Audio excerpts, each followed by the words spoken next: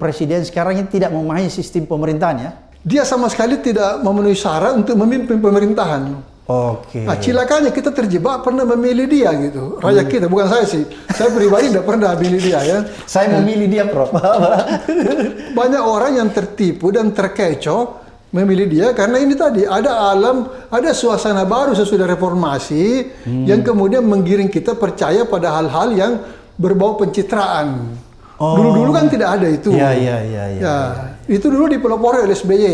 Jadi bapak pencitraan Indonesia itu adalah SBY. Jadi yang pertama pencitraan itu SBY ya? SBY. Bukan Pak Jokowi? Bukan. Jokowi ini adalah murid yang baik, ya, murid yang baik untuk meniru dan merusak. Gitu loh. Jadi dia meniru pencitraan SBY, tapi kontennya merusak. Tapi ada juga kalangan yang menyatakan, Prof, katanya Pak Jokowi ini profilnya antitesa dari profilnya SBY. Oh tidak, mereka sangat mirip.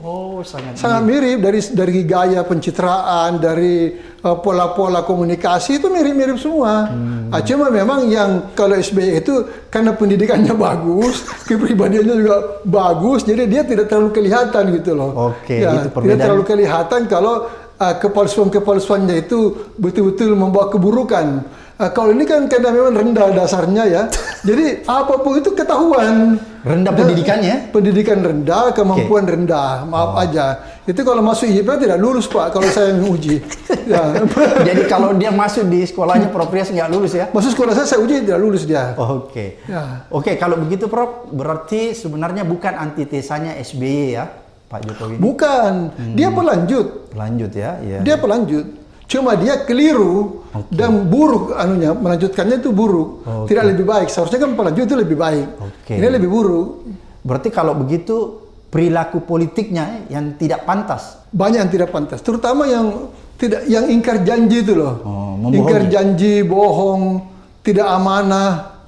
Kan semua persyaratan untuk kepemimpinan yang buruk ada sama dia. Jadi ini karena orang tiba-tiba terjebak dengan situasi pencitraan ya pada saat pencitraan. Yang modalnya itu basisnya sudah dibangun oleh Pak SBY. Kemudian Pak SBY di ujung-ujung jalan itu memudar, ada beberapa kasus yang dikaitkan dengan beliau. Ya, kemudian orang mengharap ada penggantinya yang lebih baik. Ini di frame lah itu cerita-cerita mengenai kehebatan dia di Solo. Padahal itu bohong semua. Jadi sekdanya sendiri sudah ngomong kok. Jadi framing tentang kehebatan Pak Jokowi di Solo itu sebuah kebohongan ya? Kalau menurut saya itu sebuah penipuan gitu. Sebuah penipuan. Masuk Jakarta ada yang beda dengan Pak SBY itu, Pak SBY kan tidak pernah secara terang-terangan mengingkari janjinya sendiri. Nah, cuma kadang-kadang memang kan ada selip-selip sedikit gitu. Dan itu biasa dalam politik ya.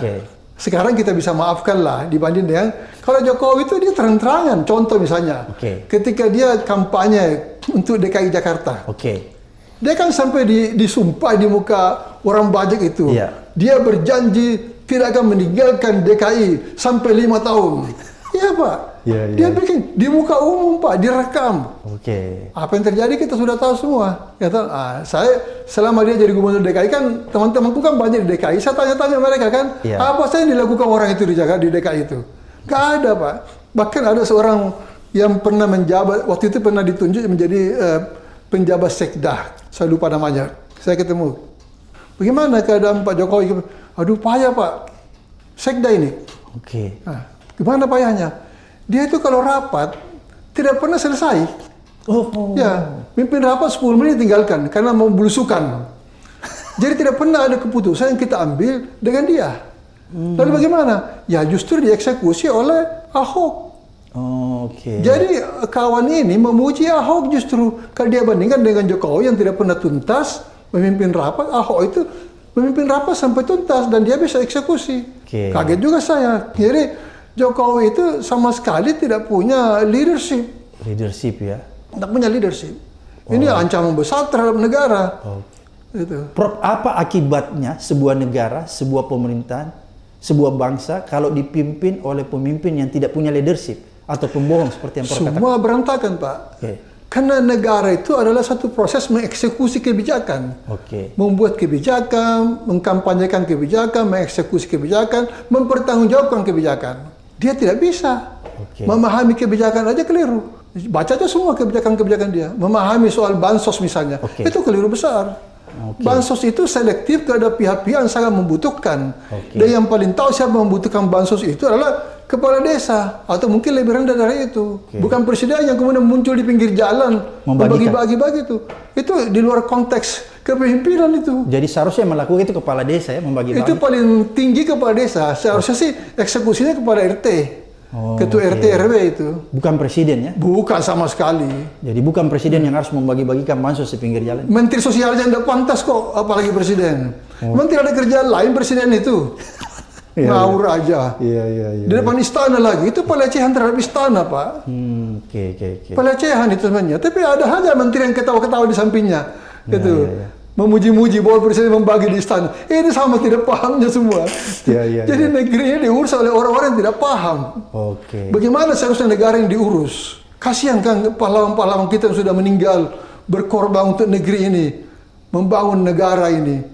Ternyata negara seperti ini jadinya. Memalukan, Pak. Sedih saya. Luar biasa ini netizen. Apa yang disampaikan Prof. Rias ini. Prof. Rias ini adalah orang yang expert ya, pakar pemerintahan dan politik. Jadi apa yang disampaikan sangat memberi kita pencerahan. Prof. Rias, ini kan kalau kita lihat ya, kepemimpinan yang amburadul tadi Prof. Rias ya, sehingga itu akan melahirkan sebuah program-program yang berantakan. Seperti itu saya simpulkan.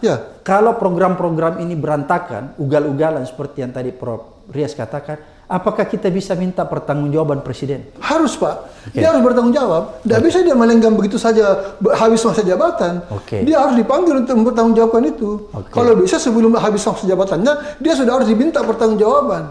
Bung Karno yang begitu hebat, hampir jadi dewa, kok kita minta pertanggungjawaban. Dan beliau datang mempertanggungjawabkan itu. Yang kemudian ditolak oleh MPRS itu kan. Pak Harto itu kan sudah diancam oleh Harmoko. Itu kan hari Selasa sore. Saya ingat karena saya ada di situ.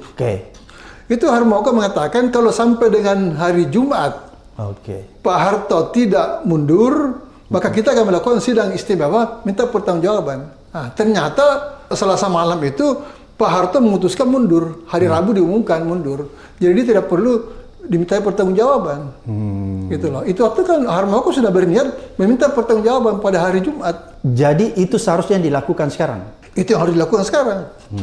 Sayangnya ini kan ini ada satu saya nggak tahu apa hikmahnya di balik ini ya.